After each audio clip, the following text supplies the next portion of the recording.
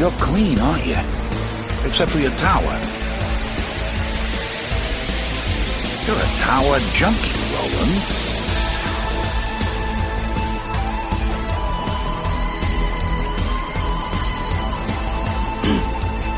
Okay, and with this, I just go right into it, so...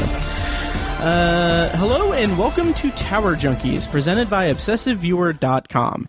Tower Junkies is a podcast celebrating the work of Stephen King with a special focus on his magnum opus, the Dark Tower series.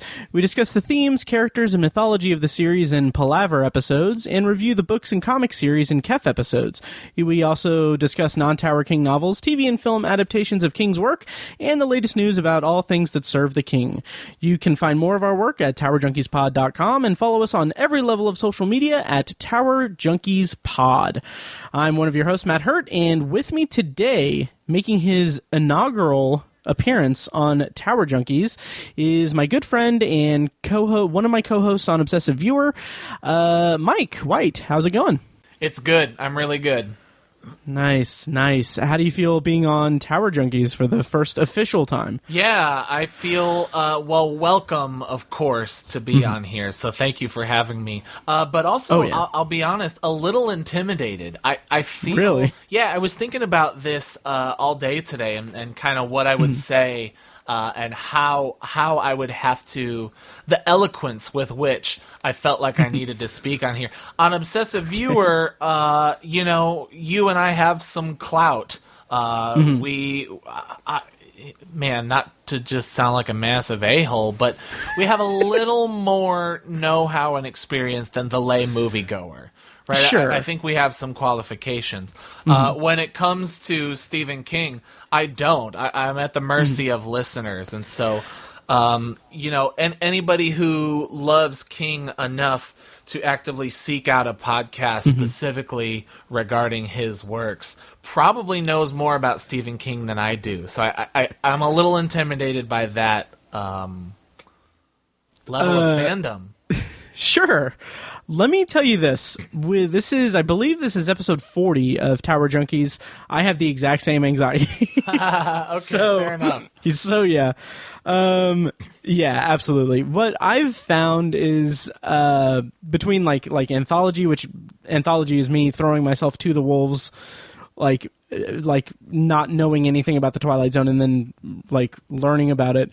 But like here it's like it's different because I am a huge fan of Stephen King, but it's also like there is always going to be someone who is a mega super fan. That's more for sure. so than and there's also, I think in small to slightly less small degrees, we're also like professional movie critics, right. in one way or another. Whereas, like, you just love Stephen King, and I just like him a lot. That's it. Right. You know what I mean? So absolutely. It's intimidating. Sure. 100%. Yeah, it is. So let's get into. Let's begin with the caveat then for everybody. Yes. That I just enjoyed a book in a show, and I just want to talk about them as a movie critic, right? I'm right. on Tower Junkies as the guest from Obsessive Viewer. How about that? That sounds good, and I'm so sorry, but I wouldn't say like yes. So we're here today, and we're going to talk about books and movies with Mike, who has a master's in English, and he. Yeah, that's a good point. I did not write in my entire. Yeah, I do have a master's degree in English, but in my entire master's degree experience, I did not. I did no writing on Stephen King whatsoever. That is not at all. My focus was. My focus was definitely more on writing and teaching young people to write. Perfect. Yeah. So that's a good segue to kind of introduce you to the podcast listeners. If you've been listening since the beginning, you will have heard Mike's voice in the first-ish episodes of the podcast because I went overboard and released like 5 hours worth of content all about the Dark Tower movie, and you did a Pine Tree Perfume segment on Obsessive Viewer. Oh, wow. Okay. Yes. Oh, so my gosh. you have been technically on Tower Junkies, but this is the first time you are properly in the show. So welcome. It's great to have you, and I'm excited to talk to you about 11/22/63 and Stephen King. Yes, for sure. Yeah. Yes. I will say one of my maybe my favorite book. 11/22/63 Nice. might be my favorite book, and it's weird. That's such a weird for anxious types like Matt and myself. To like make a claim after something that's fairly new. Like I think people are so quick to, young people in particular are so quick to name a thing their favorite blank that it feels either like disingenuous or desperate or foolish to be like, that thing I just read is my favorite thing. I remember the night that I saw Pearl Harbor. Oh shit! Yeah, I posted on my live journal. It was hands down the best movie I've ever seen in my entire life, and I was like 14. Yeah, for sure. And in the same cringe-inducing category, I wanted to dig it up, but when I wrote for my high school newspaper, and I saw the Amityville Horror 2005, I called it the scariest movie of all time. And I was such a newbie when it came to horror movies. I had seen so few, and it really messed me up. And I was so excited to write this review, like, guys, this is going to be the scariest thing you will... Because every rote trick that they pulled in that movie, I had never seen before, and I was just like, this is the scariest shit. Mm-hmm. And that's kind of like part and parcel with like, youth. Yeah, right. Everything's the best because everything's the first that you've seen. Yeah. That's yeah. Let me ask you this, and then we'll get into more Stephen King-centric stuff. What do you... Because you are a student of the horror genre. That's why I consider you to be, like, you are the most knowledgeable horror aficionado in my life, personally. Oh, awesome. Thank you. Yeah. Compliment. So what is the scariest movie you've ever seen in terms of scares? And how do you define scares in movies and books? Well, there's no short answer, and especially not with me. I hope you weren't looking for a short answer. But truly the way I answer that, and I've been asked that before, is it depends on when you're asking me, and it depends on time.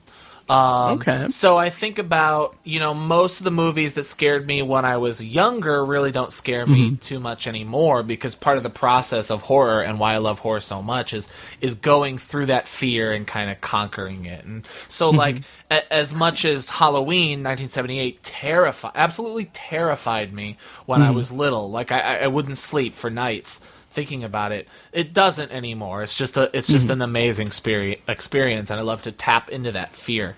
But when I think about movies fairly recent movies that stuck with me for a long time, The Strangers in 2008 stuck with me for a very long time. But the most recent one that stuck with me is Scott Derrickson's Sinister. Nice. Yeah, from 2012. Okay, and that's about to hit Netflix here in a few weeks, I think. It is, yes. Yeah, I have not seen it, but I think it is on my horror movie homework. Oh my gosh, yeah, okay. If you haven't, you must. It's not even no, it is. It's pretty spooky. I showed it to a first timer just recently. And it's one that affected me. It's such an obvious statement, but horror is so subjective. I know that, I could recommend a bunch of movies that people are just going to kind of puff their chest and, that's not scary or whatever. But the one, at least that scared me, that stuck with me for a long time most recently was Sinister. Nice. I love that movie, yeah. That's awesome. I will report back, and we'll have to do an Obsessive Viewer episode. Oh, my gosh, I'd love to. Yeah, for sure. Oh, yeah. So for our listeners here who don't listen to Obsessive Viewer, Mike, you are one of the co-hosts of Obsessive Viewer. You are one of the original co-hosts. You were on for about 100 episodes, like week to week, and then had to go get your masters and have kids. But you pop up every now and then, and it's always great to have you, and I'm so excited to have you on here. So your relationship with Stephen King, what's your history with his work, and what was your kind of route into Stephen King's work, and how has it evolved since? So let me take my armor off and just be as honest as I can possibly be with your audience. I was very late to the game with Stephen King. And my earliest experience is seeing The Shining when I was way too young. Check out our Obsessive Viewer episode about foundational scares.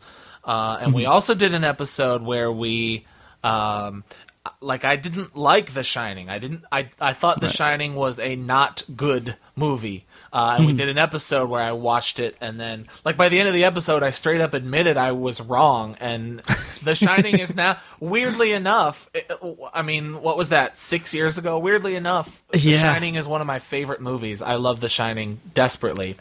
And I love that. I love the that's something I love just about podcasting and stuff, which we can chart the evolution of that.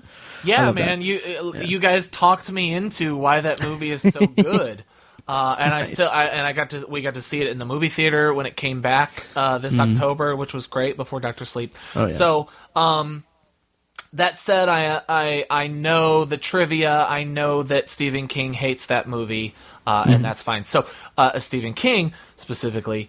And I also saw the It miniseries on cassette tape when it came out in the 90s on home video. Yeah, which also terrified me.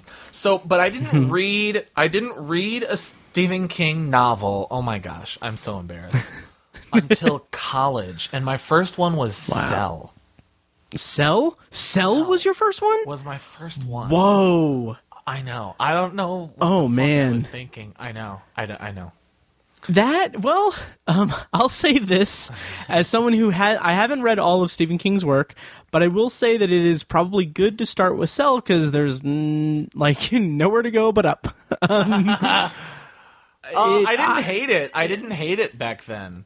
I'm an English major now. I'm an English teacher now. And I did go to school for English, but I was admittedly not a voracious reader in my youth. I was in a punk rock band, and I all of my free time was about writing music. And really, back then I was a student of music. I mean, I really loved to, I wasn't reading, but I was reading great music, trying to listen to all the great music. So anyway, so it wasn't until college, and that's embarrassing to say for an English teacher, that I really got into reading. So I read Cell. My mom actually loved Stephen King a lot, so it was kind of always around. Every summer she would have Duma Key or Under the Dome. I remember her reading Under the Dome one summer. Under the Dome's so good. Beach. Yeah. So that was always kind of around. And so I'm trying to think now of... After I read Cell, it was a long time before I read the next one. Okay. And what did you think of Cell, just briefly? Because I kind of derided a little bit, but I haven't. I read it way back, maybe in 2008, I think. And that might have been about when I read it, or '07. Oh yeah. Yeah. Interesting. But yeah, so I don't have a fresh idea in my mind of it, but I remember just not liking it that much. But how did you feel about it? And Well, I remember feeling like it wasn't the Stephen King experience. I remember reading it and thinking, this feels like a oh my god, I'm gonna be burned alive. This feels like a Dean Koontz experience. You know what I mean? Kind of this average like cell phone modern thriller thing. I was just like, and I say that in such a way that like not a great experience, but also like, man, I know that Stephen King is better than this. I know from the movie Thinner. I know from the It miniseries. I know from Shawshank Redemption. I know from Carrie. From everything that he's better than this. Pet Sematary, Cujo, whatever. That this is not the quintessential King experience. So I kind of dragged my feet for a long time on really getting into the King oeuvre. Yeah, I remember having conversations with you about Stephen King and like where to start and everything. And well, you told me to start with The Stand, and I started. Yeah, and I started it, and I did not get through it. Do you remember?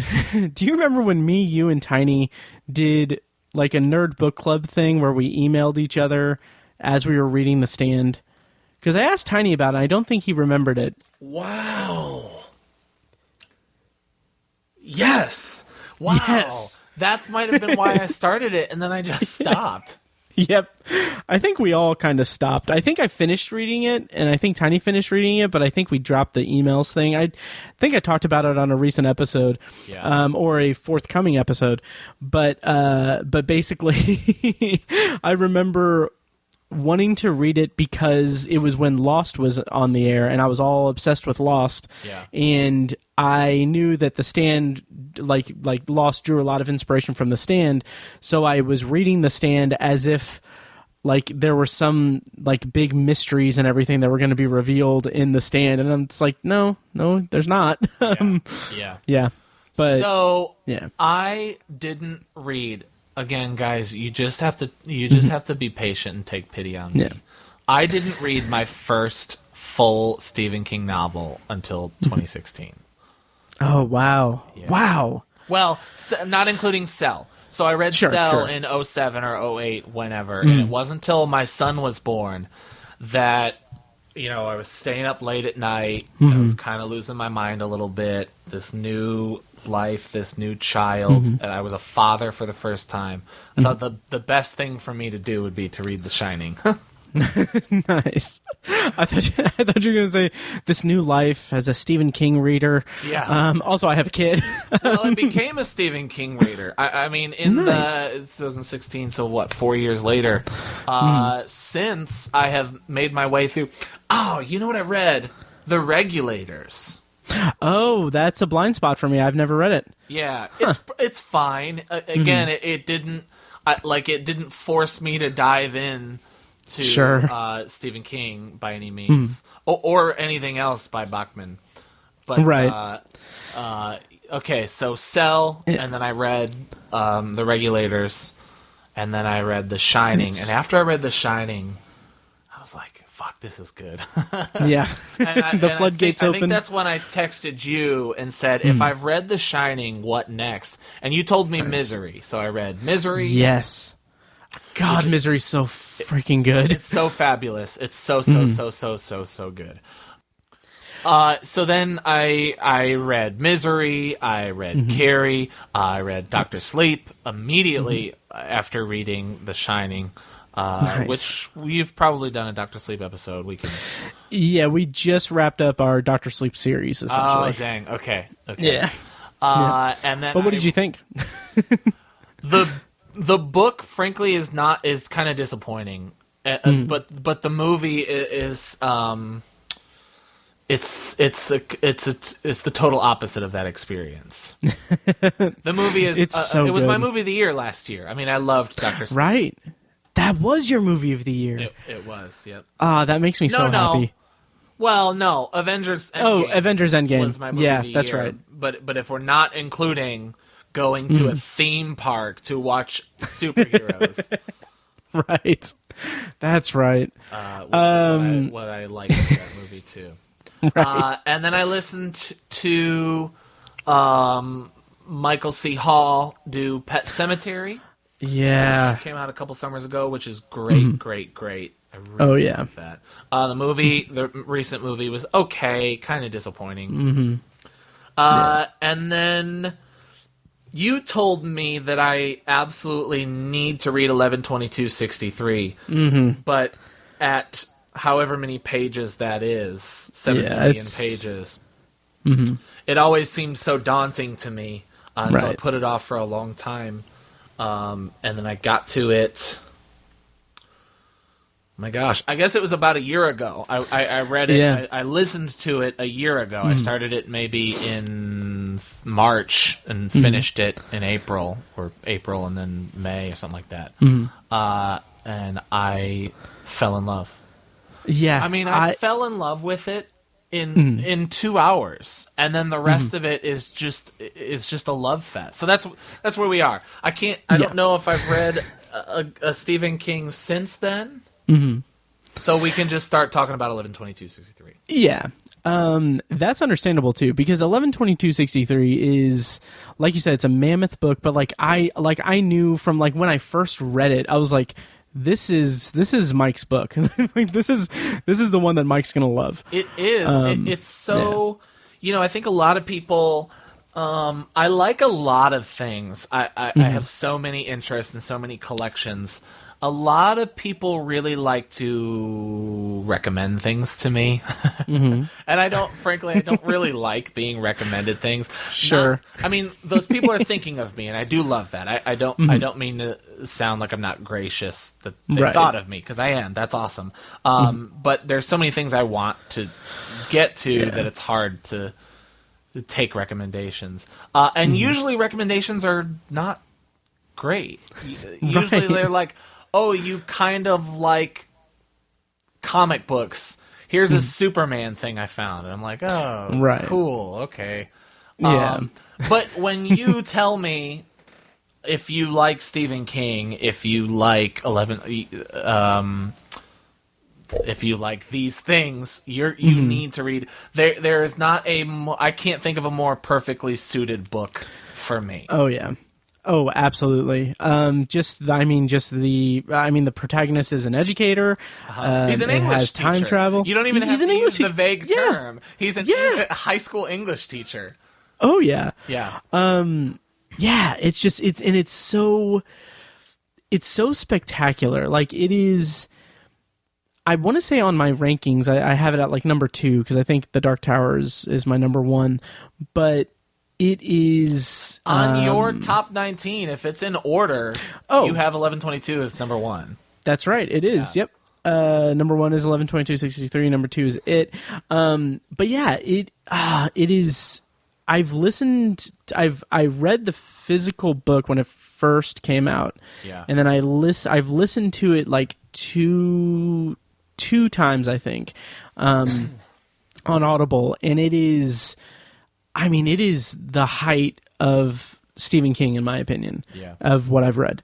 So I love new things. I struggle to watch things that I've already watched. I struggle to read things I've already read. I'm so into the new listeners. This is where the obsessive part of Obsessive Viewer comes in. This is my that's what I've realized Obsessive Viewer is we each just have our different OCDs and anxieties and different versions of being obsessed, the way they manifest themselves. That's what I'm bringing to Tower Junkies today. It might as well have been called the anxious viewer. Anxious viewer, seriously. I know it. So anyway, but it is at the tippy top of my list of stuff. If I pick a year, if 2021 is the year where I re-listen to some audiobooks, that's first on the list. I can't wait to reread that again. Because I told you, and this might be my summary, and so I guess I'm skipping ahead. When it ends, and I'm talking about the book and the miniseries, which we're also going to talk about. It's just a world that I wanted to be in and stay in, and so, well, I'll save that. I'll save it anyway. Okay. Yeah, you just want to be. I just want to be in the lives of these characters. I want to be another teacher in the English department at Jody, watching Jake just live in. Oh, it's so beautiful. I messaged you that I just finished the miniseries, and I said something to that effect, and you're like, "It's so beautiful," and I was like, "Dude, beautiful is the exact phrase I used to describe it to my wife, who watched the miniseries with me." Yeah, it is.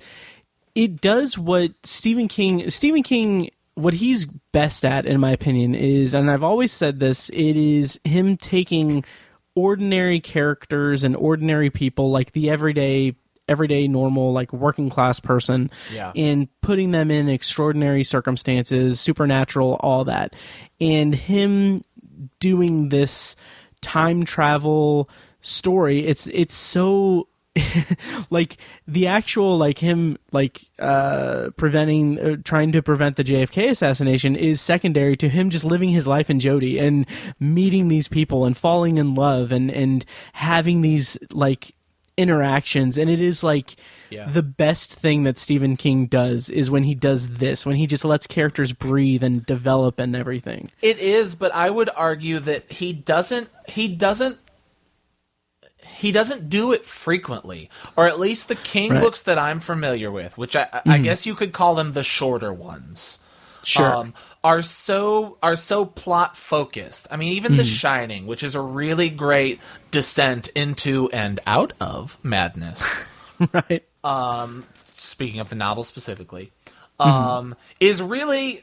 It's really plot-based, right? And I'm not saying there's some big adventure in The Shining, but it is the plot is the character study. It's not about the everyday minutia that they go through, right? Right. He does things every day that move the plot forward. The Regulators is super plot. Misery, it's a character study, but it's also plot.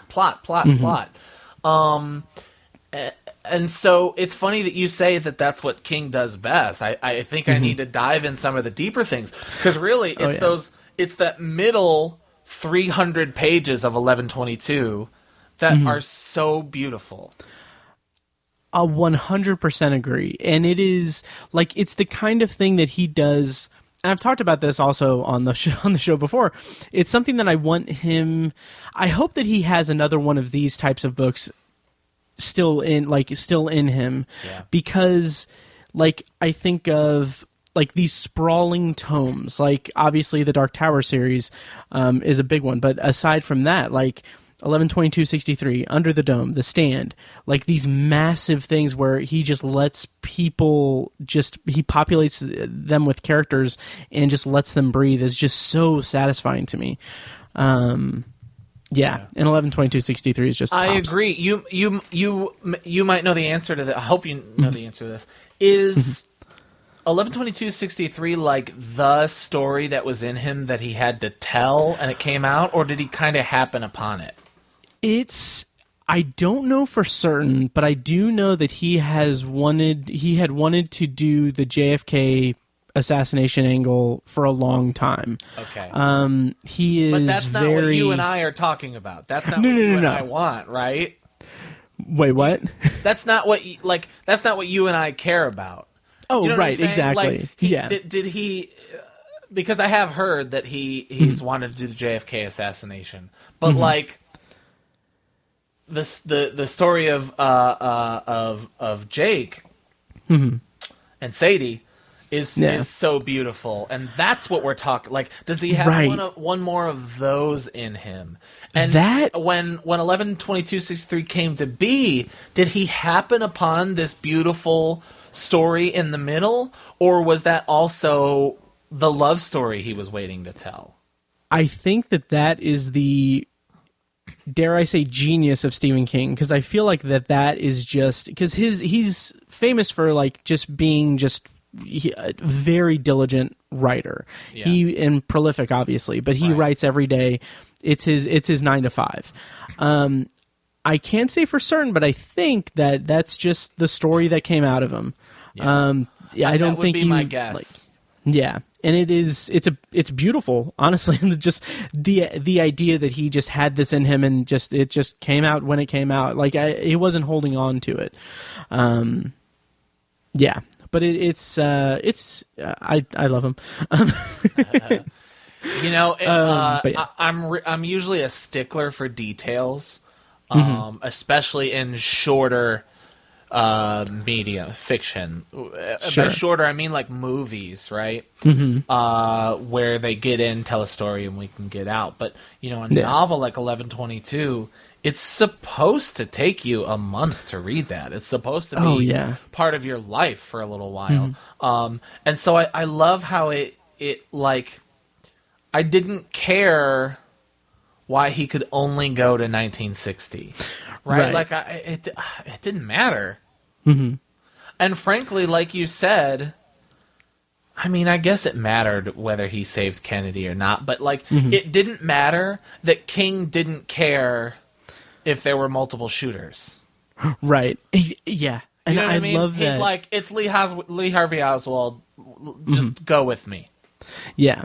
And not to get into spoilers quite yet or anything, but I feel like a lesser writer would have leaned into the conspiracy a lot more. Like they would have leaned into, like they would have, like it would have been like, oh, Jake was on the grassy knoll and that's what started, like it's a whole time loop kind of thing. Like I feel like a lesser writer would have tried to outsmart the reader, but King doesn't do that because he's just wanting to tell the story about these characters that we fall in love with as we read it. Right. And it's great. Yes. Yeah, so what else about the book?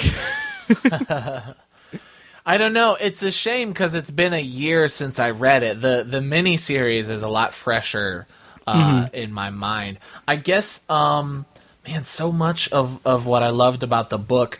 I remember being so tickled when he meets the kids from It in Derry. Yeah. Oh, yeah. Is that a spoiler? Are we allowed to do spoilers? That's fine. We're good there. Yeah. I loved that too. I read 11/22/63 before I read It. So it didn't like hit as hard for that. Oh, did I mention It when I was rattling off the long ones, cuz that's the big one. But But I going back and re-listening to it and like getting to that scene is just always just a treat for me because I know the characters better. I haven't read It. Okay. And the movie Chapter 2 left such a sour taste in my mouth. I'm kind of dragging my feet on reading the book. Yeah, I would be very interested to hear your thoughts on the book. Oh, really? Okay.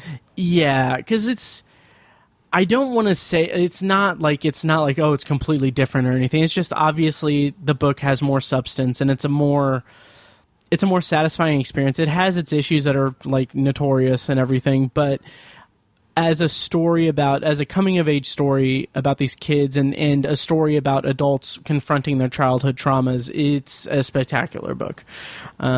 And Steven Weber on Audible does an unbelievable job narrating it. Like, wait, Steven Weber, as in Jack Torrance from the miniseries? Yep. That's awesome. Oh yeah, like Very cool.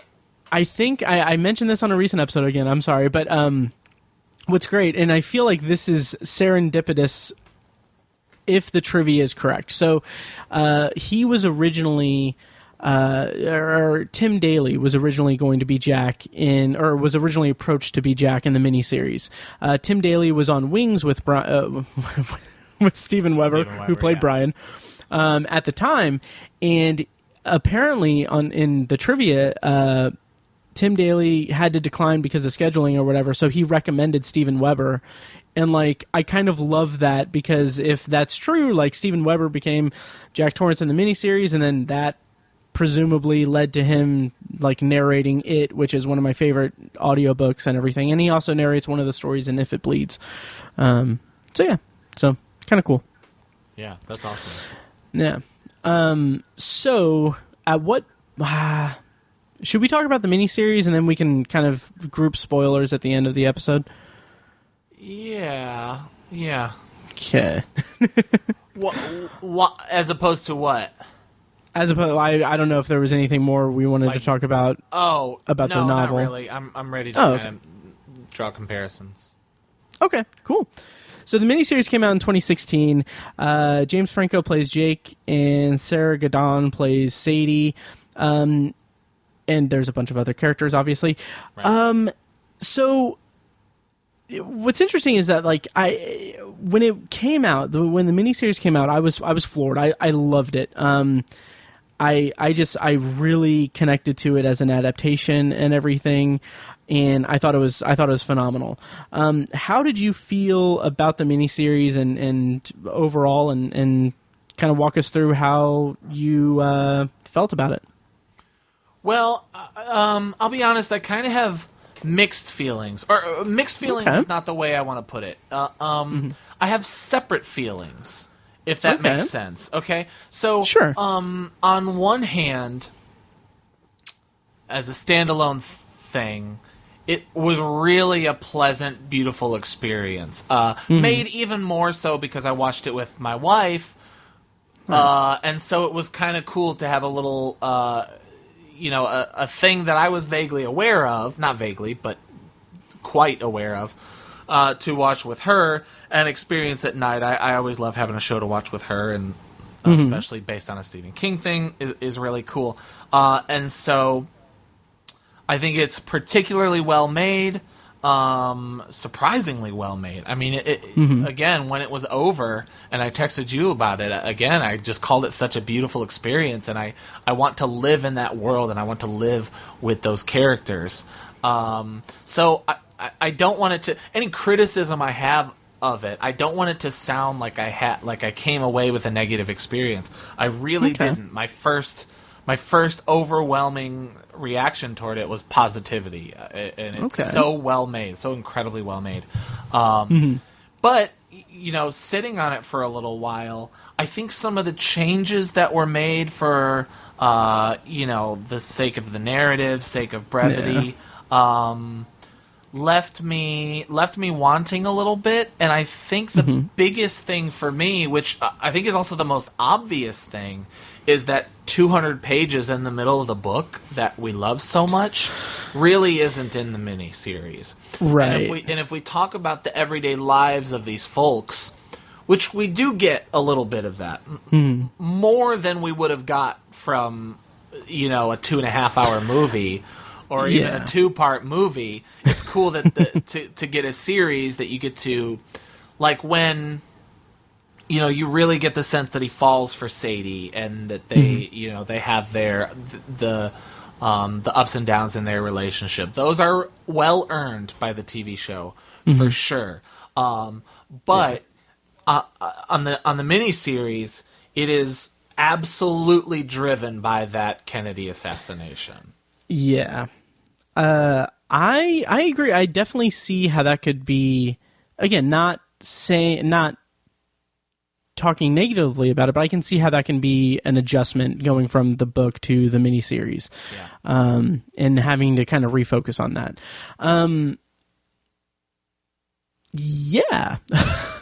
How'd you feel about casting and everything? It's great. I have been a critic of James Franco, or not really. Not that I think he's bad, but I think some people regard him as like a great actor, and I think he can sometimes be pretty bad. But I thought he was good in this. He is now what I think of when I think of Jake Epping. Nice. Yeah, I think they were all pretty good. I'm trying to think. So Nick Searcy played Deke. I thought he was particularly interesting. Daniel Weber, who plays Lee Harvey Oswald, he was good, but man, I was struck by that accent he was trying to do the whole time. I couldn't quite figure out what he was going for. Yeah, it was, that was kind of jarring for me too. I don't usually get like hung up on accents or anything, but it felt kind of a little off. But I did like his performance aside from that. How'd you feel about George McKay? Do you not have the same criticisms of or do you kind of respect it as two different stories? I would say I respect it as two different takes on the story, or two different stories. Because I know that, like, while like those like 200 or so pages are excised from the miniseries, like I know that's, for better or worse, it's needed, because you can't like toil in that stuff in that medium. So I kind of feel like maybe it's a kind of a marriage of two formats. Like, the book has that deep, rich characterization, that sprawling narrative that is populated by just really well-drawn characters and stuff. And then the miniseries is more plot-focused and everything, while still having some of that, a respectable amount of that is allowed in the runtime of it. Like, when, by the end of it, I still get hit in the emotions with that final scene in the miniseries. Yeah, right. For sure. Yeah. So I don't think it's too much of an issue for me, or it's not something that detracted from the miniseries for me. It's just two different mediums, and in the grand scheme of Stephen King adaptations, this is like a grand slam home run. Oh man, yeah, for sure. Yeah. It's that's a really mature way I think, to look at it, or to react to it. You bring up a good point. I guess, admittedly, I don't have a lot of experience with. I don't know, what am I trying to say? Like reading the book and then watching film adaptations.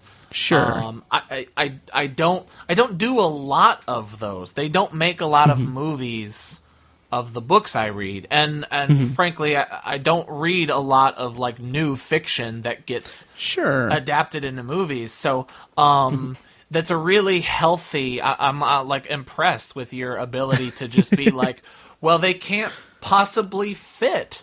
Not even just fit. They can't.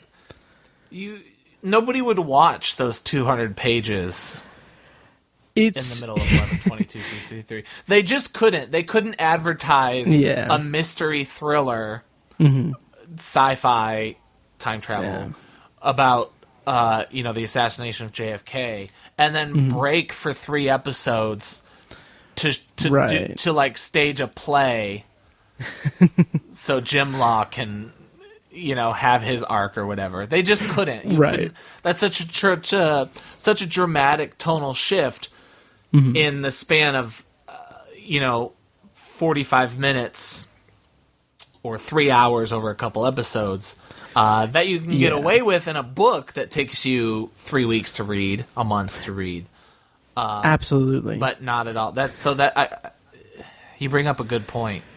It's funny, you say it's a mature thing. I think it's more just me being an apologist for Stephen King. I want to love it, so yeah. But yeah, that's how I feel about it. I remember, speaking of your, I don't know how much you talked about this on Tower Junkies, but if I could just go back to Obsessive Viewer for a second and talk about the film adaptation of Stephen King's The Dark Tower. Oh, I'm bristling for this conversation. I have just I have thought about you since then. If you don't know, Matt and I have been friends for about 15 years. I love Matt dearly. He is one of my best friends, and I think about your sadness. And not even just your sadness, but your desperation. Oh my god! And I don't mean this in a harsh way. You know that I love. Oh no. Your desperation for that movie to matter to people. Yeah. And the biggest heartbreak was not that it was bad, but that it didn't fucking matter to anybody. Absolutely. Oh yeah. Like, and it's so weird. That was the hardest thing to watch you realize. I had set like you said, like I was so hopeful that it would just be something, right? And it ended up being nothing.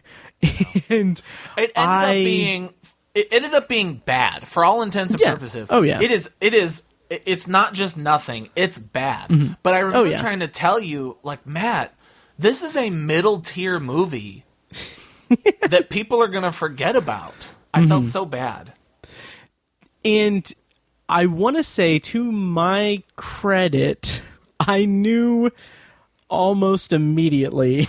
like there was like one Facebook Live video where me and Tiny, after seeing it in theaters, like immediately after seeing it in theaters, were doing our Facebook Live and trying to rationalize it while still forming our negative opinions.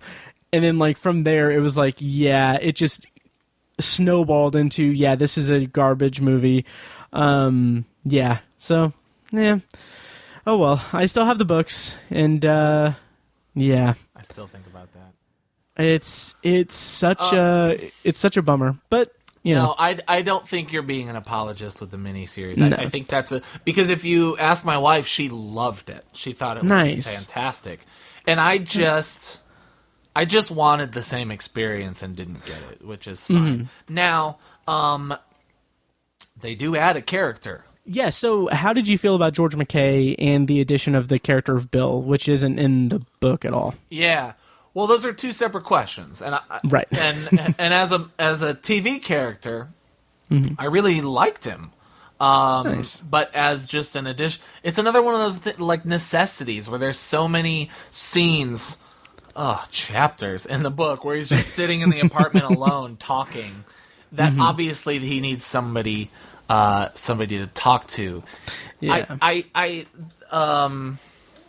Gosh, maybe I am being critical, but I don't love. Can we spoil yet? Can we talk? How much plot can we talk about?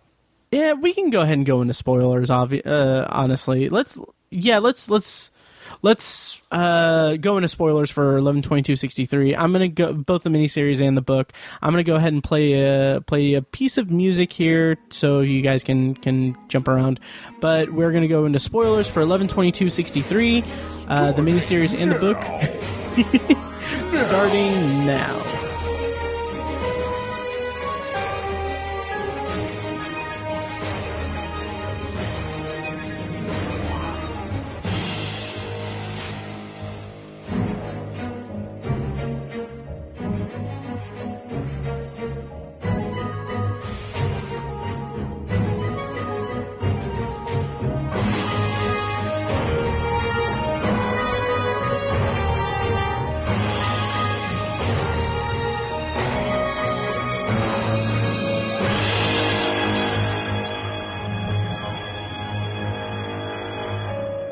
Okay. All right. So, yeah. Well, so they add Bill, and one thing I hate that's really a cop out in movies and shows is amnesia.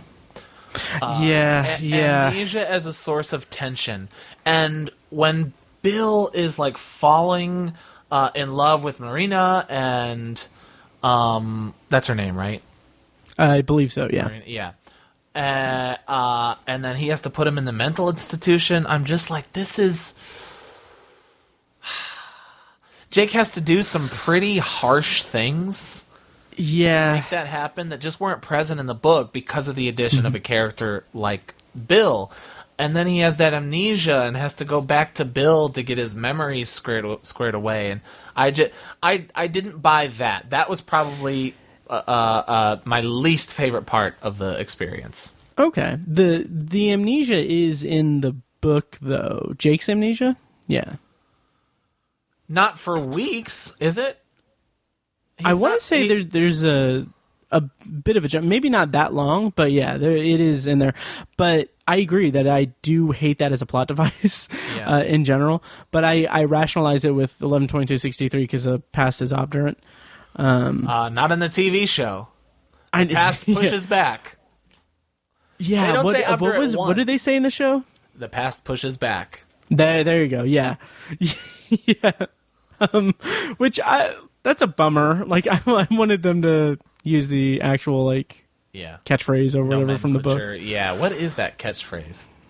The past is obdurate. Well, no, I know what it is, but why? It's such a weird. He just chose a word to be. Oh yeah, I don't know. It's king being king. Yeah, I guess. Oh man. Yeah, but the actual the plot with the mental institution and then Bill's suicide, it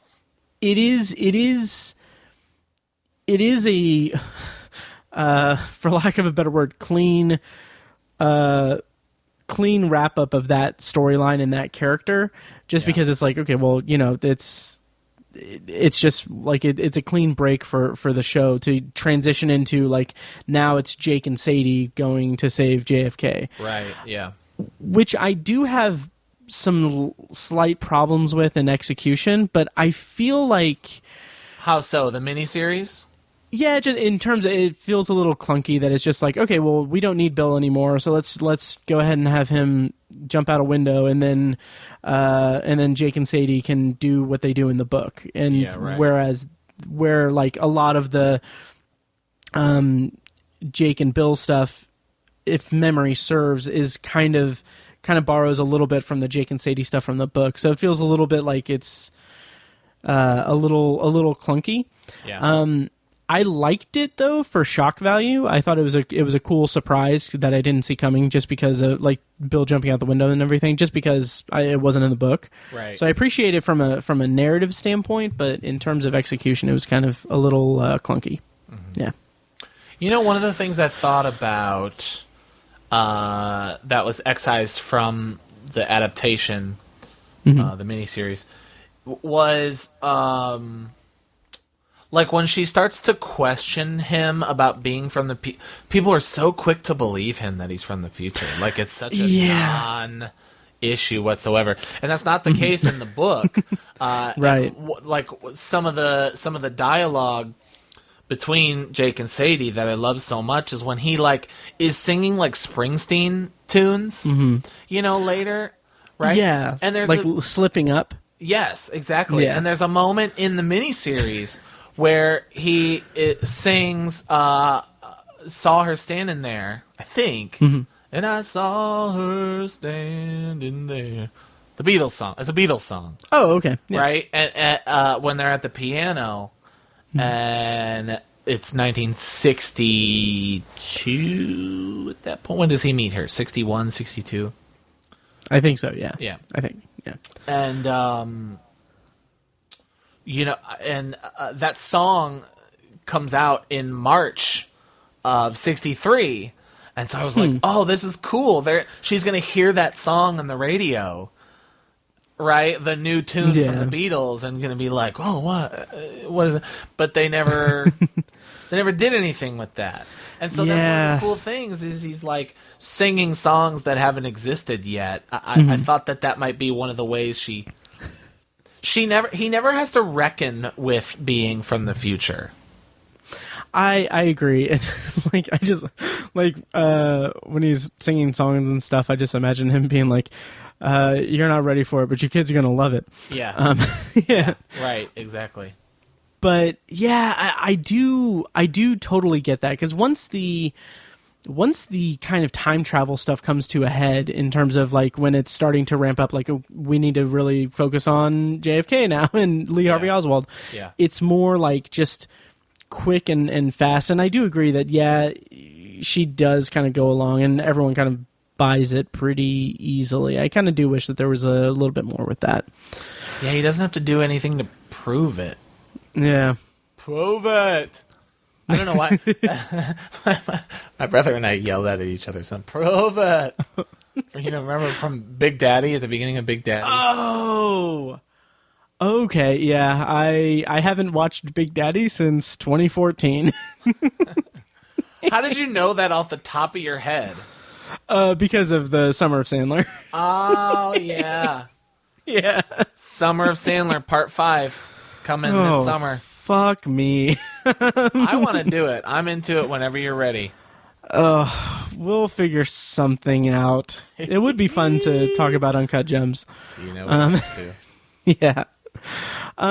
So how did you feel about just the kind of the aesthetic? Do you think that they captured the 60s well enough? As someone who wasn't alive in the 60s? Yeah, right. It looks exactly the way I remembered it. Nice. Yeah, from being born in 1986. Right. I would say off and on. There were moments where it certainly had that feeling. But I think of well, I think of Back to the Future, which is 55, but you know what I mean. But there were certainly moments in 11/22/63 where it's clearly just modern day, and they didn't even work that hard to spruce it up, except for some costumes and some signs. Right. But then on the other hand, there were really anything indoors felt very 1960. I thought. But yeah, I mean, I wouldn't say it was distracting at all, but it was okay. Yeah, it was good. I thought it was good. It did feel a little bit pristine, I guess would be the all of the cars were brand new, which basically means that they just got classic cars. Right. Yeah. Yep. And like all the costuming was just very like new. It just seemed like everything kind of seemed to glisten with a newness to it that felt a little bit like it takes you out of it a little bit. Yeah, I agree. So in terms of the plot, so there are a few things that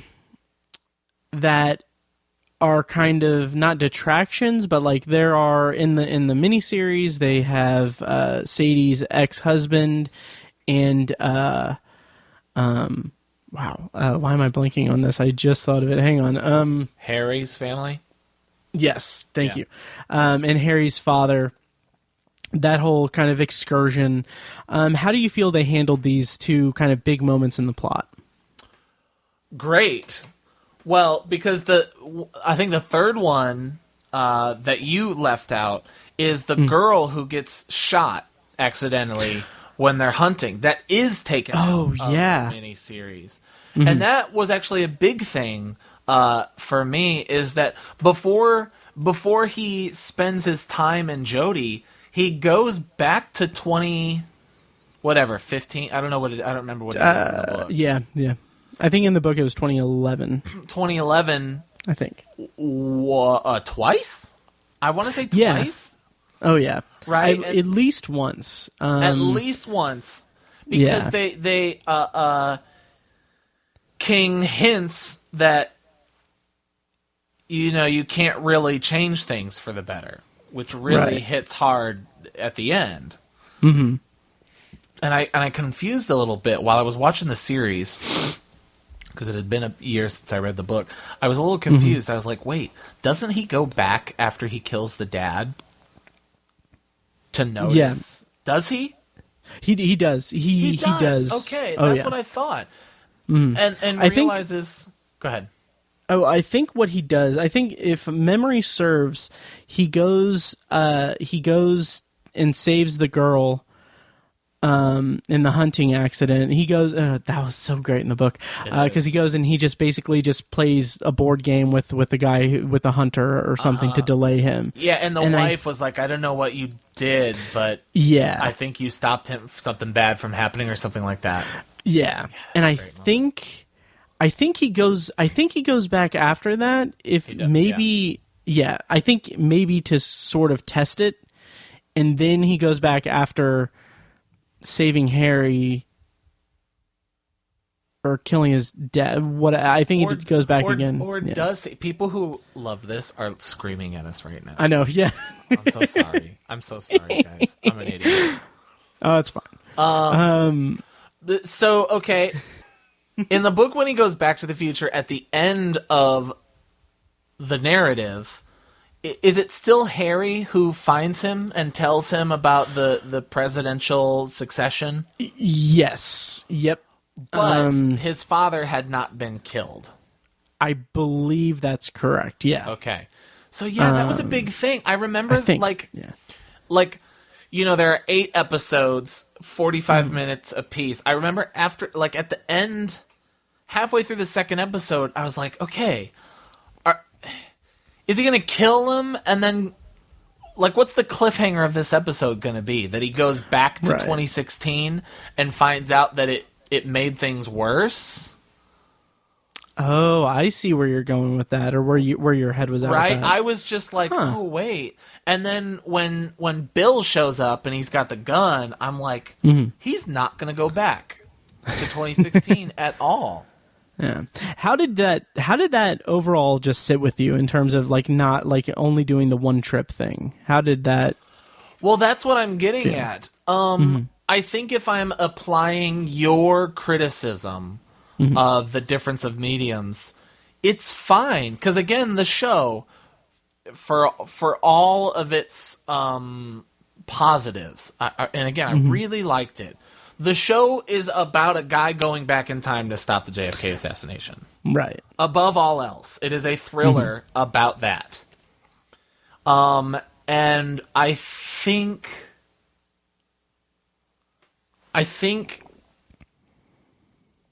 that scene at the end with Harry satisfies the moral of time travel, which is to say, don't do it.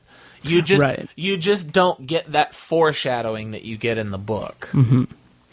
I just remembered that when he goes back after saving Harry's family, he calls Harry's sister and she tells him about, oh my God. Oh, yeah. Well, and Tugga him, still dies, right? In the book.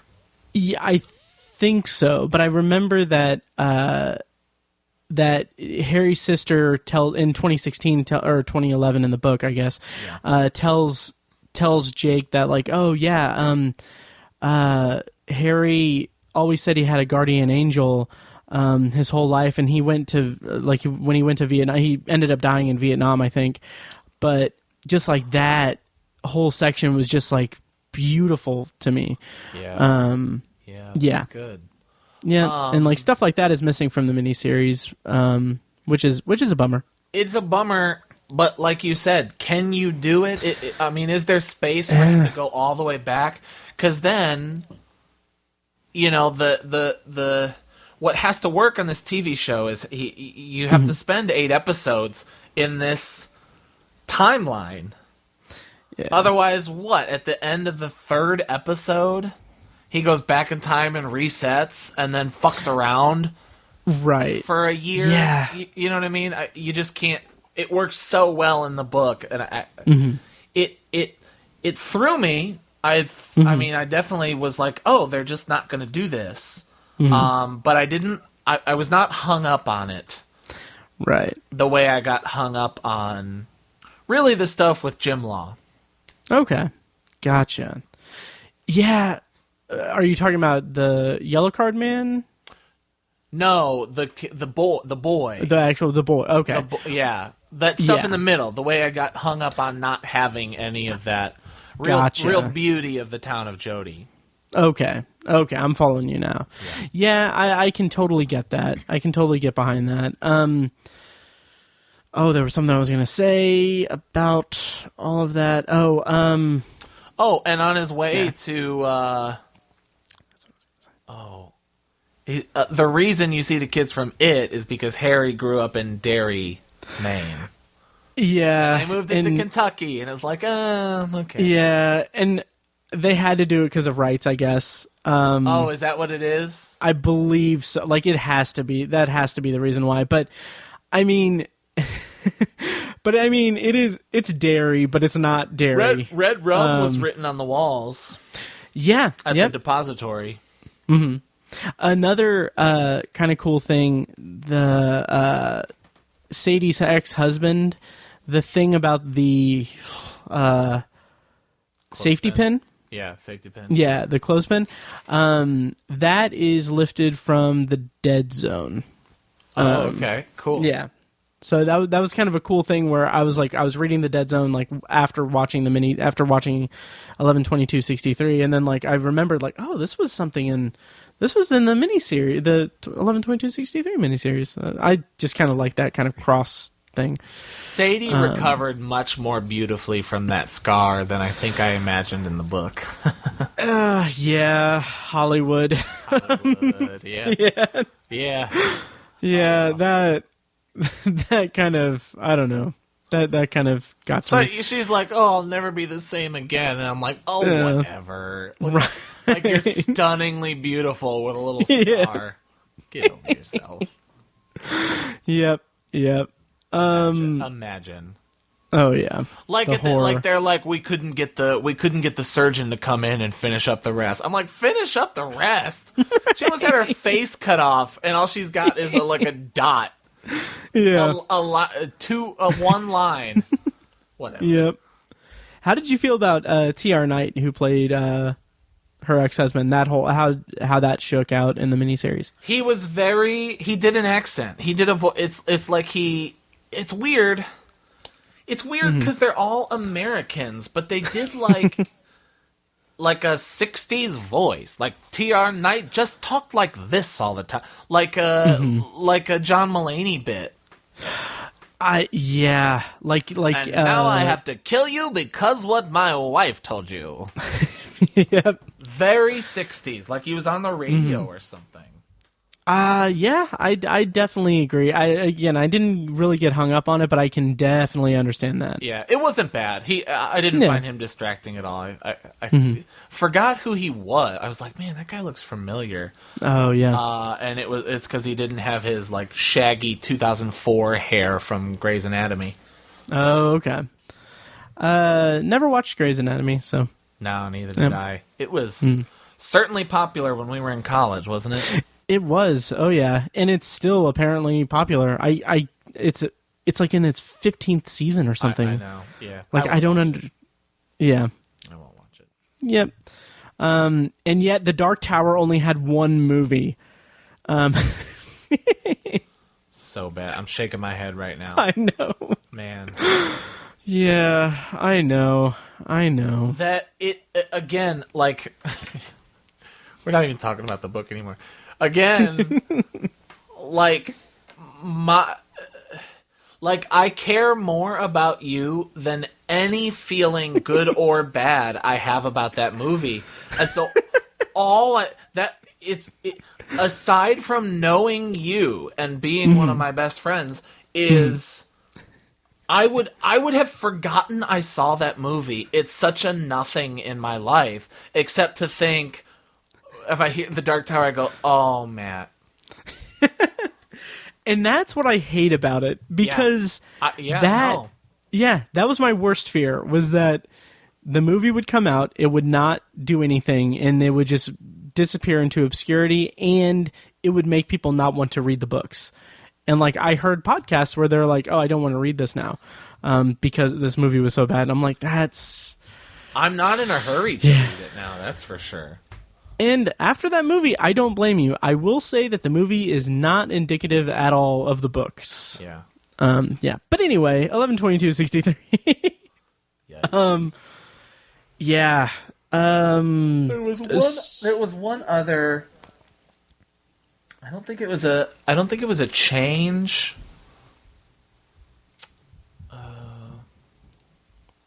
He doesn't go back after saving the father. And that was another thing I was going to mention, is that they also expedited the time frame a bit. Like in the book, I think the portal takes him back to like 58, I think. Yeah. So he has to kind of just hang out. Right. But this is like, boom, he's in 1960, and then he just has a shorter thing, which... Yeah, boom, kills Harry's father, and then, like, it's 2 years later. Yeah. Oh, yeah. I'm like, what have they been doing for 2 years? Yeah. That's another thing I said to Amanda, my wife, while I was watching it. It was like, in the book, you get those 2 years. Yeah. I think the biggest jump is a couple of months, but you get him, like...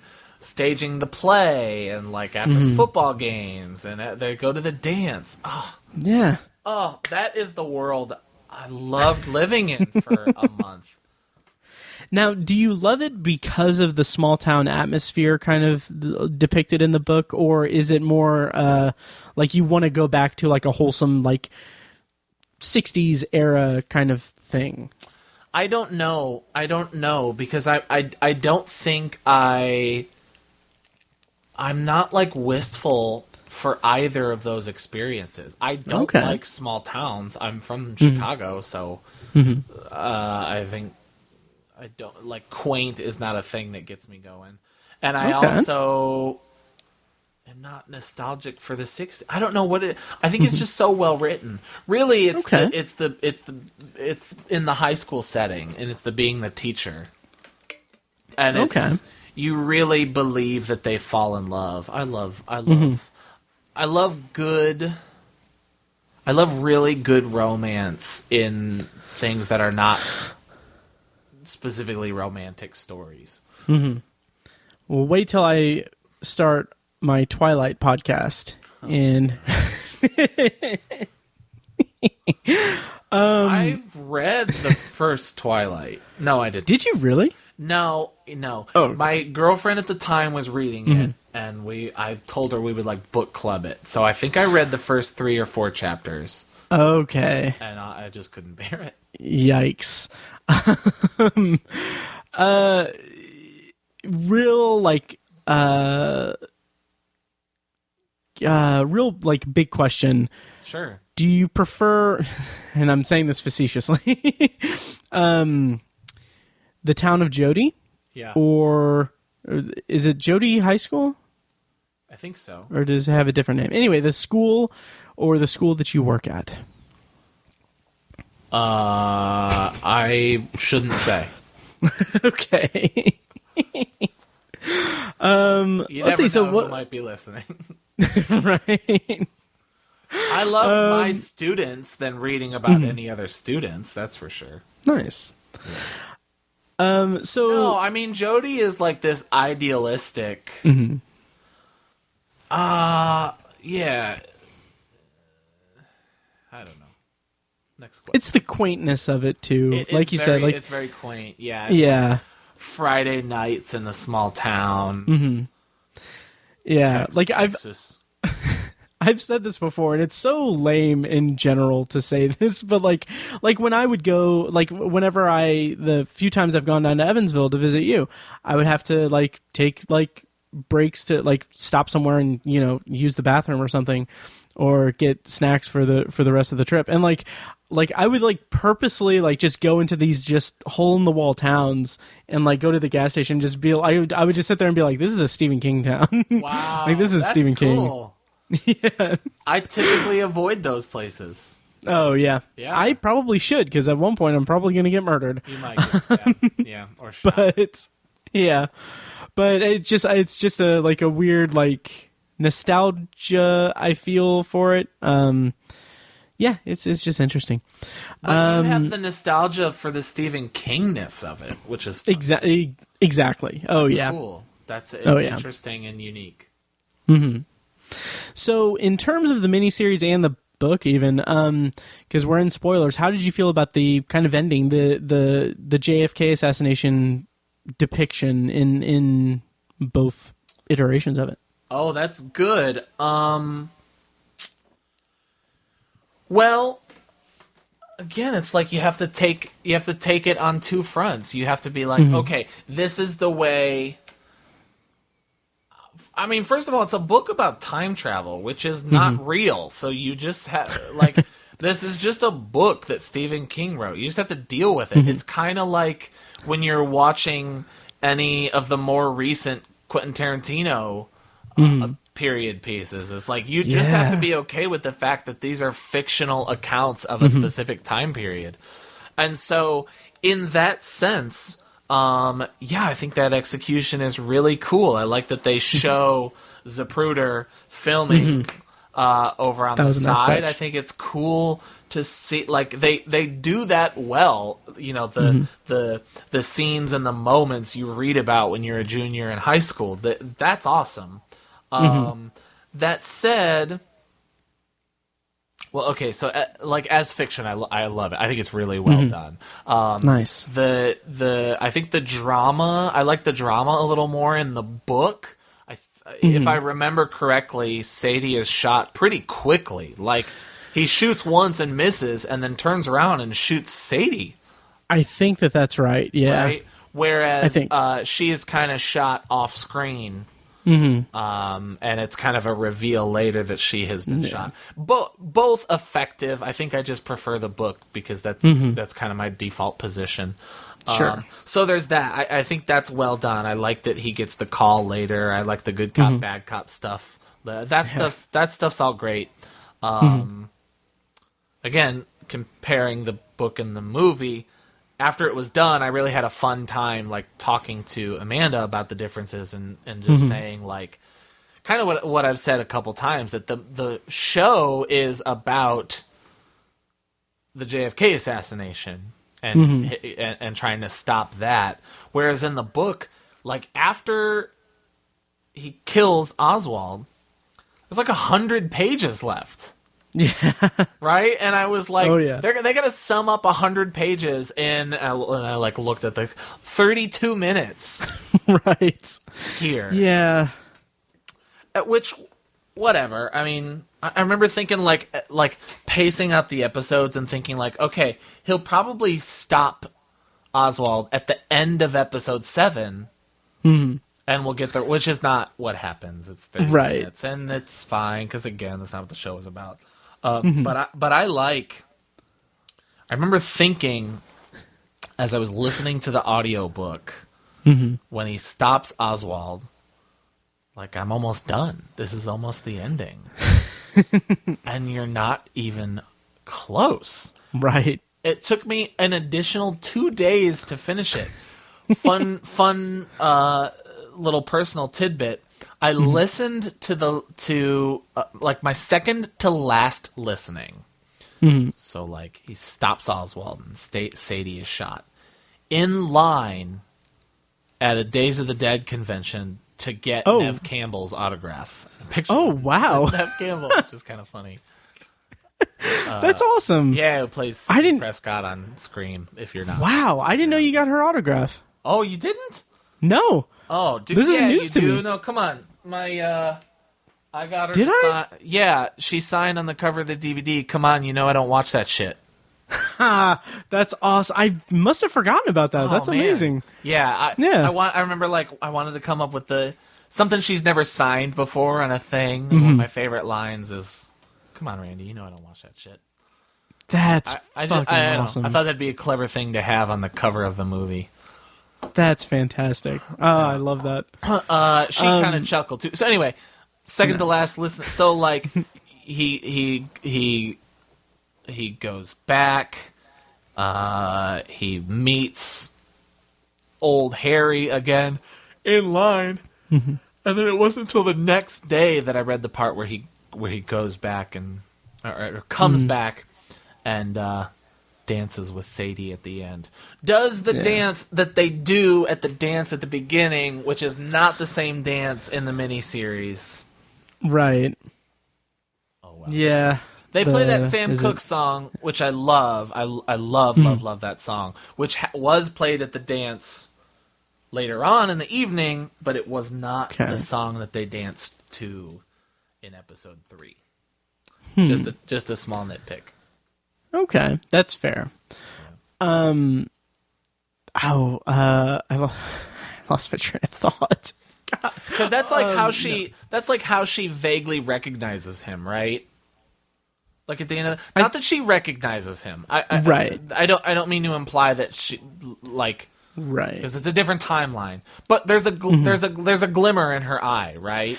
Yeah. Oh yeah. That deja vu feeling that suggests that all of time is happening always, right, or whatever, right? Is because he does the dance that they did. In 19... Yeah, that's true. Yeah. Huh. Yeah. Kind of the final thing, and we can start wrapping up. I forgot to ask how much time you have, so I'm sorry. All night. Oh, right on. Yeah. So the yellow card man, very yes. different from the book. Yeah. Extremely. Yeah. So in the show, it's more concrete. They just they pick a plot and say this is what it's a guy who also found this door and has been trapped in it for several years. Right. And the book is like a whole like adjustment bureau kind of thing. Yeah, that's a good way to put it. He's this like transcendent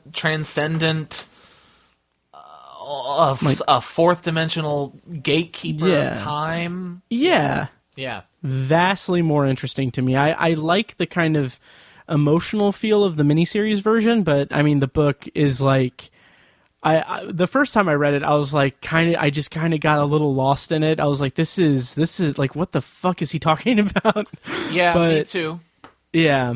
But like, the more I kind of revisit it, because I've listened to the audiobook a couple times, it's like, I love just the kind of throwing noodles at the wall aspect of it. That's a good way to put it. Because it is, I don't think it's... King is not, like, being very enlightening when it comes to time travel in that instance. He is really throwing stuff at the wall to see what sticks. Yeah, and some of it's coherent, some of it's not. Some of it's not. But because I love time travel so much, like you, I found that more compelling. For the sake of brevity, I did like the idea of the guy in the endless loop. Yeah. It reminds me of, there's this movie I watched. Are we allowed to talk about other movies that aren't King? Yeah, absolutely. Yes. Is this a little obsessive viewer sneak peek? I watched a movie. I watched a movie called The Endless a couple weeks ago, which is about these brothers who are who escaped from a death cult. Okay, I've seen that on Netflix. I haven't seen the movie, but yes, it's good. Check it out. Nice. And they go back because the younger brother wants to go back, and I'm gonna spoil. Anyway, never mind. Okay. Never mind. Right. I'll spoil the butterfly effect instead. Sure. Okay. Because there are a couple scenes in the butterfly effect. When was the last time you saw the butterfly effect? Probably. It's been a while. Actually, 2014. Wow. Yeah. It's a fine movie. Yeah. There are moments, like when he blacks out, like early on in the movie, he blacks out and he's like holding a knife or whatever. And then later on in the movie, he's able to go back to that time, and you see that he grabbed the knife because he's trying to cut the dynamite stick. And so it's like, is this movie suggesting that all of time is happening at once? Right? It's not. They don't ever touch on that again, or what fourth dimensional travel might be, or anything like that. But they definitely touch on something more than just simple. He goes back in time and can fix it. That when he is having these blackouts, he's suggesting that he was always going to go back in time. It's kind of trippy. Nice. And I kind of like it. Oh, man. I wish you would have watched Lost. Yeah. I know. Yeah. Why? Because it's good? All or of the above? More of this stuff? No, there's one season of Lost that just really, really dives into the sci-fi element of the show, and I was a massive fan of it. So, yeah. I gotta say, when it comes to Lost, I trust you a lot when it comes to recommendations, more than most people. I'll say I trust you that you know me better than a lot of people. I will say that. But knowing you, I know that your emotional connection to certain things are sometimes stronger than your rational comprehension of it. And that is the most diplomatic way to say that. And that it's something that I have struggled with, honestly. Like the urge to recommend something to someone, but wanting so desperately for them to connect to it the way that I do. And like it's something that I've like, okay, well, some people just aren't going to connect to something the same way I can, and vice versa. But yeah, Lost is amazing. Because I believe you that Lost is good, but so many people hate the end. I struggle a little to trust you. Well, those people are wrong. Empirically wrong. No, it's everyone's entitled to their wrong opinion. Yeah. Listeners, you see what I mean. I will say this. Yes, my emotional connection to Lost is extraordinarily strong. I don't think that I don't think that my love of the finale or the final season is an extension of irrational emotions toward the show. I'll say that. Because, well, I don't know. I'll start a Lost podcast and then we'll go episode by episode. Oh my gosh. Which is kind of what I'm doing on It would be the Obsessive 75th one. Huh? It would be the 75th Lost podcast. I know.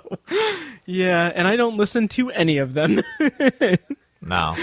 Oh, yeah. Okay, so back to the miniseries. Any parting thoughts? Any other wrapping up thoughts that we can wrap up? If you want to wrap up, I don't know. I tend to, when I get critical of a thing, and when I mean to critique a thing, I tend to really point out a thing's flaws, and I think that's one of the responsibilities or dangers of being a critic that I am a little I fall victim of. And so I don't mean to sound like I didn't like the miniseries, because I really, really enjoyed it quite a bit. And as an adaptation, I think it's excellent. Oh, yeah. Nice. I think it's also fair to say that the book is superior, and there are things I really liked about the book that I liked more than the TV show as well. Okay. But man, if we're taking them on their own merits, I think it's a really good action thriller. Nice. Action is not the word. Mystery thriller. Right. Okay, that's awesome. I think that is a very fair assessment. I don't think there's any I think it's a very fair viewpoint to have on it, and a good way to kind of delineate that. So to kind of wrap up a little bit, gonna kind of talk a little bit more about Stephen King. Sure. Have you watched, since it's also on Hulu, have you watched Castle Rock? No. No, interesting. Okay. No. Because it seems to I've said this on Obsessive Viewer before. I don't actually watch a lot of TV. Okay. And it's very difficult to convince me to commit to a TV show, especially Castle Rock, which is still going. Not really. It's okay. Is it in limbo right now? It is all but dead. Let me. I'm going to try to not necessarily pitch it to you, but I'm going to just explain it to you. And if at the end of it you want to see it, you can check it out. Okay. So the cool thing about Castle Rock is it's the show that I've wanted without knowing that I wanted it for many, many years. Okay. It is not an adaptation of any of King's work. It is basically the creative team behind it taking a bunch of King's stuff and just playing in his sandbox. And each season, there are 2 seasons. Each season is completely self-contained. It's an anthology show with season-long arcs. And the first season has a lot of, it draws a lot of inspiration from some of King's work, but it's not tied to any. It's not like season 1 is an adaptation of Needful Things or anything. And season 2, even though it has the character of I almost said Kathy Bates, the character of oh my god, why can't I Annie Wilkes. It's not like Annie Wilkes is. It's not like Annie Wilkes has a writer trapped in a cabin and stuff. It is a completely different story from Misery. So it's just an interesting kind of playground. But is it Stephen the character that will one day have the author in her house? Yes, pretty much. Yeah. That's cool. Yeah. So, and kind of my pitch to you is that you had messaged me and said something to the effect of, what should I read next, or what should I watch next? Because you wanted to be in a Stephen King kind of thing. You had that inkling. Castle Rock is the next thing you could watch to experience like a Stephen King kind of like tone, because it captures what makes Stephen King work so well, very well, in my opinion. But I haven't finished season 2, so take that with a grain of salt. And that ended in October. I see what you're doing, and I commend your efforts. I'm fine with it being a lost cause. Yeah, I got my Pun fix intended. with 11/22/63. Okay, that's fair. Sorry, man. Yeah, they did just announce, they just announced that I think HBO Max is going to have an Overlook series. I saw that. Did you hear about that? Yeah, that's cool. Which is made me so happy if it's what I hope it is, because what I hope it is that I hope that it is essentially Castle Rock but at the Overlook. Like I want season-long anthology shows where each season like depicts like an era of the Overlook. Yeah. Like I would kill for that. So hopefully hopefully that happens. But yeah. Do you just want to see Charles Grady? I do. I want to see everything. Yeah. I want to see the woman in 217 in her prime, if you know what I mean. Yeah. Yeah. God. Oh, should we wrap it up? Is there anything more we can talk about? Let's put a bow on it. Alrighty. Well, thank you so much, Mike, for joining me for Tower Junkies. Super happy to have you on. Yeah, and, thank you for having me. Yeah, and I meant to ask, what is your next Stephen King book that you'll read, whenever that may be? That's a good question. I've been thinking about that a lot, especially today. I just finished, what book did I read a book that a friend published. Oh, nice. Yeah, it's called Name the Baby, and the author is Mark Torino. And after that, I finished Michael Ian Black's, his second memoir. Oh, nice. Navel Gazing. And so I'm ready to get into a little bit of fiction. To be honest, The Stand. The Stand? Nice. I'm kind of going through my shelf. And really trying to dig out that stack. And so I got a couple of short pieces that I want to get through first. I've got like a history of the Ninja Turtles, which I need to get through. Nice. I've got the Halloween 2018 novelization. Waiting for a Revolution, Stokely Carmichael, just a couple of nonfiction pieces. Okay. But I really do think, I know that I want to give some good Stephen King a shot. Mm-hmm. Nice. Small anecdote about The Stand. Tiny and I are actually reading it right now. We are recording. We have a whole thing set up. Like, we recorded the first section of it, and we're breaking it up into, because it's a massive book, so we're breaking it up into 3 sections. And then I think after that, we could probably do like a whole, like, just thoughts on the book itself. And if you want to come on for that episode, that'd be awesome. Okay. How far into the book are you guys? So it's broken up into 3 sections. That's book 1, book 2, book 3, of the whole novel. We've just read and recorded book 1, and then we're working on getting book 2. It's not like we're not in any hurry, because like I want to release them later in the year whenever the new miniseries comes out, if it gets postponed or not. Gotcha. So, yeah. Should I do that or Under the Dome?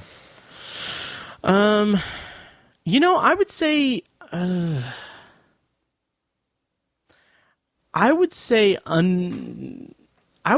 the Dome, because I'm selfish and I think that it would be fun to talk to you about it since I just re-listened to it. So, okay. Yeah, I would say Under the Dome, and then The Stand, and then the Dark Tower series, and then the Dark Tower series again, and then the Dark Tower comic books. So yeah, I think, yeah, the rest of 2020 will look good for you. Okay, cool. Yeah. I love that. I got the rest of the year planned out. Nice. All right, well, that'll do it for this episode of Tower Junkies. Mike, once again, thank you so much for joining me. Why don't you go ahead and tell people where they can find you online, because I completely forgot to promote all of your stuff. Oh, that's okay. Beforehand. No problem. Yeah, for sure. Well, thank you for having me. Listeners, thank you for having me. If you're an Obsessive Viewer fan, thanks for coming over to this podcast and listening to me on here. If you're a huge Stephen King fan, I envy you. I'm sorry. Hopefully I did it justice. My name is Mike White. You can find me at I am Mike White on Twitter. I'm in a band called As Good As It Gets that I would be remiss if I didn't promote. You can find us on YouTube, As Good As It Gets, or bandcamp.com/As Good As It Gets band, where you can find all our music. We're also on Spotify, iTunes, Apple Music, Google Play, anything you listen to. If you like acoustic pop rock in the vein of Bare Naked Ladies meets Third Eye Blind meets, I don't know, Weezer, that's what we sound like. So give us a listen. Nice. And links to all that will be in the show notes of this episode. Mike, I love you. I love your music, and I love your insight. Yes. Thank you. Yeah. Even though you hate cats. I do. That is true. I don't want to read If It Bleeds because there's a big old cat on the cover. Oh, yeah. I'm excited to read If It Bleeds eventually. That's why I love Pet Sematary, because the cat dies. Oh, God. Oh, yeah. So that's at I am Mike White on Twitter. Yes. All of your hate tweets. All right, yeah, well, that'll do it for this episode of Tower Junkies. Thank you once again for listening, and yeah, I hope you enjoyed it. The long days and pleasant nights, and may you have twice the number. That's our little sign-off. What is twice the number? Is that from Dark Tower? It's from the Dark Tower series, because this was originally a Dark Tower podcast, but we have not talked about the Dark Tower in like a really? year. Yeah. Well, it's a Stephen King Dark Tower podcast. You gotta open it up. Yeah, you gotta. Yeah. Oh, yeah. Yeah.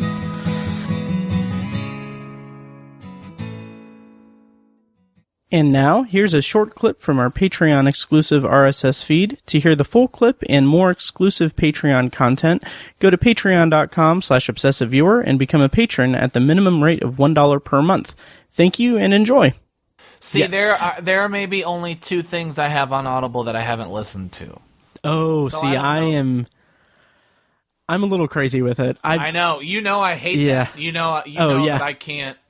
Obsessive Viewer listeners, you know that my stack, right, which is the things that I've spent money on to purchase, but I haven't consumed, so to watch or to read or whatever, drives me nuts, bonkers. I currently have no DVDs, no Blu-rays that I haven't watched yet.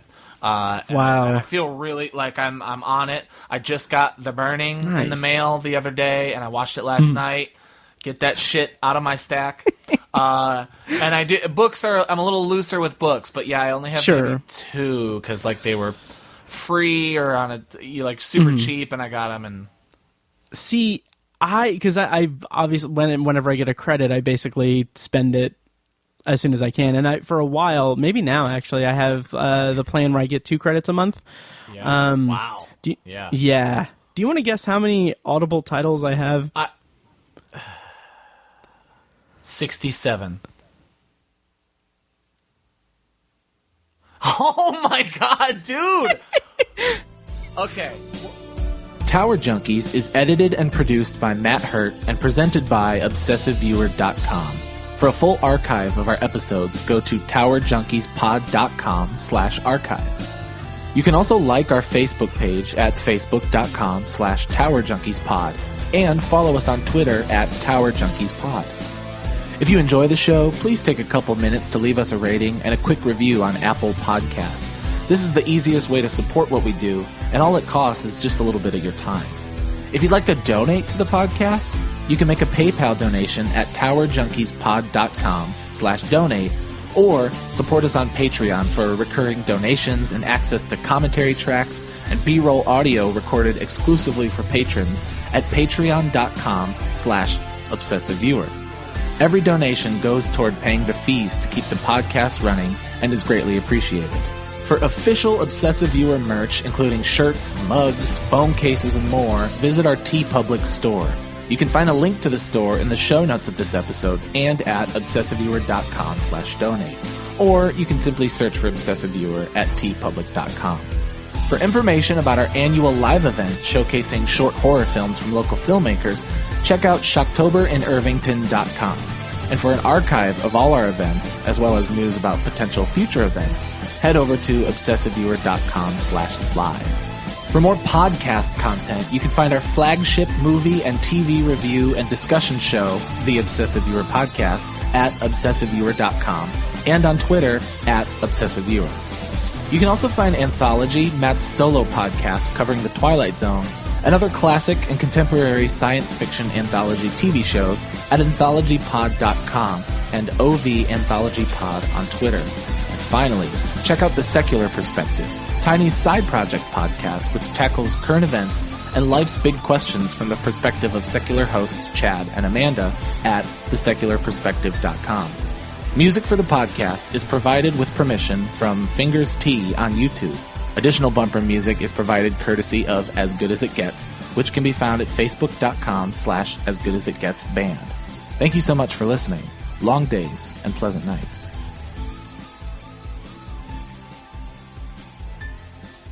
Kitty!